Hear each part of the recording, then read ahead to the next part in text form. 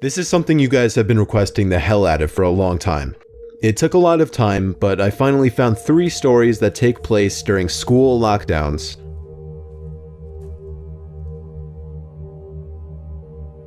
It was a typical boring day in calculus, only it was Friday, 7th period, meaning the week was almost over and spring break would finally be upon us, so everybody was getting antsy in their seats, I could tell. We didn't have a test that day like a lot of my friends did with their other teachers, so our teacher in the middle of class just decided to start playing games with us on Sporcle.com. He was a very laid-back teacher like that.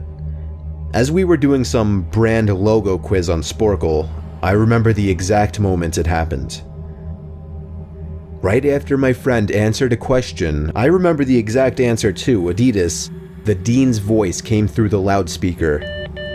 He sounded panicked and frantic as he told all the teachers this was not a drill and to go into lockdown.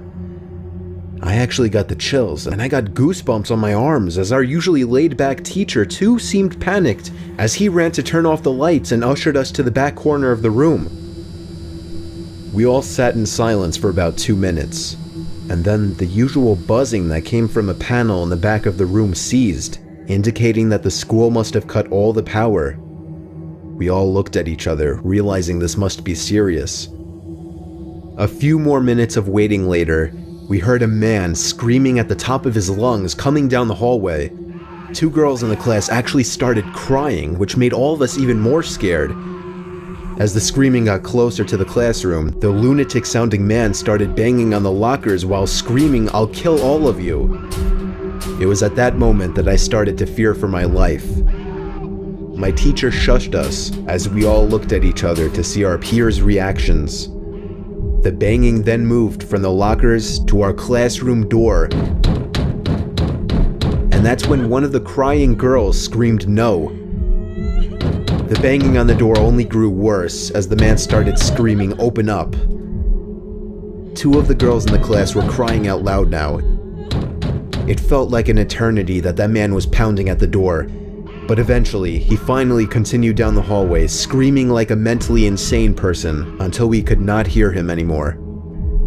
I'd say 10 minutes later, though it felt like half an hour given the situation, the dean came back on the loudspeaker explaining the situation, which was surprising for him to do. He explained that some apparently mentally unstable person entered the building and assaulted the woman sitting at the front desk, causing her to flee the building screaming, and staff wasn't sure if the man was armed or not. Now this was before the school had cameras or could afford proper security, so the school was wide open to something like this happening. The staff had done a sweep of all the hallways and classrooms and couldn't find him, so the dean instructed the teachers to resume teaching but to keep all the doors locked and to not let any students leave for any reasons. The most disturbing part, however, is that one of the janitors working the night shift found the man sleeping in one of the storage closets near the back end of the school, and according to rumors that were spread by my peers, sticking out of his pocket was a .44 Magnum. The janitor must have done something stupid to wake him up, for example, leaving the closet door open, because by the time a police officer could arrive on the scene, the man was gone. My entire class, as far as I know, to this day, has no idea if this man was ever found, but I like to think that right now, he's being given the proper help that he needs.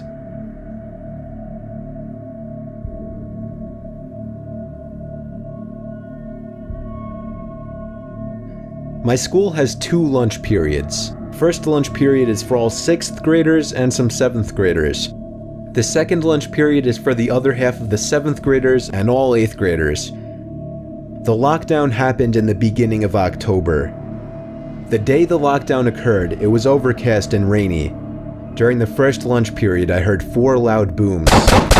I personally thought it was thunder, but the entire lunch crowd started screaming. I was thinking those kids were just serious pussies, but the campus security came in and started yelling at people to go into the multi-purpose room, and the kids who were in line buying lunch had to throw out their lunch and come inside. Me and some friends went inside the room along with a huge group of other kids. Everyone was curious as to what was happening. Our multi-purpose room is huge, and the back wall of the room is made of see-through glass. When me and my friends were rushed inside the campus, security was covering the glass with the curtains, and there were adults at every exit. My friend Eric was curious, as well as the rest of us, so he asked one of the adults what was going on.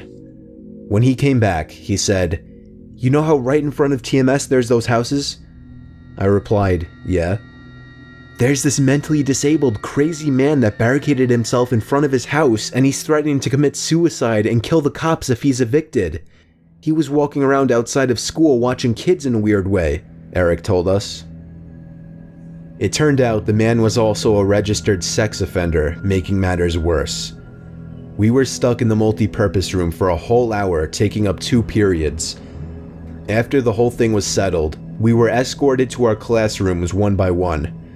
I later found out that the man lives next to my friend Brandy, who told me about the previous Halloween when she saw the same man at his window cutting his arm and writing in his own blood, "Don't come here or I'll kill you," on his window. Of course, being Halloween, people, including Brandy, assumed it was just for the holiday.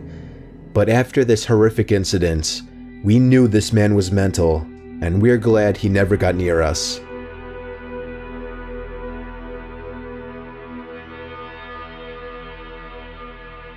I'm 22 years old, fresh out of college, and I recently got a job at my old high school as a sort of computer intern in the school basement. The basement of the school is very messy and disorganized, but there is a small 3-person office that's actually very nice down there.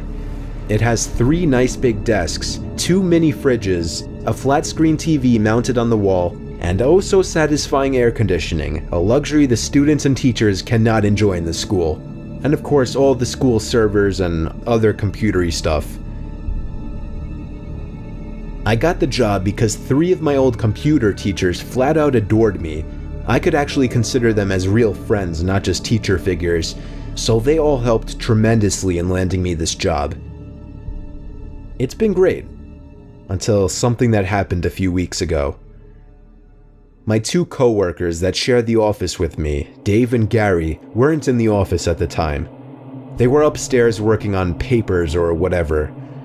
I was eating my sandwich during my lunch break when I got a phone call from one of the women in the front office telling me the school was on lockdown and that somebody, possibly armed, had entered the school. There wasn't much that I could do other than turn off the lights because, surprisingly, as nice as this little office was, it didn't have an actual door to it, just a big opening, and the door to the whole basement didn't even have a working lock. For my own safety, I did turn off all the lights in the office and my computer screen. I kept my phone on the desk, texting both Gary and Dave, but they wouldn't respond.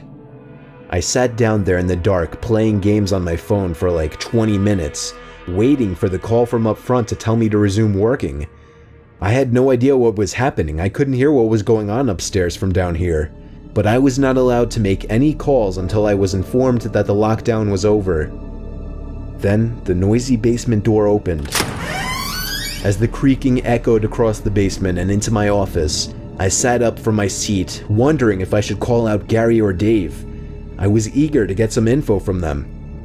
Someone then came running down the stairs and their footsteps were approaching my office. I pushed away my chair and crawled under my desk. Somebody entered the office but did not turn on the lights. There was just silence. I can't even describe the fear I was experiencing.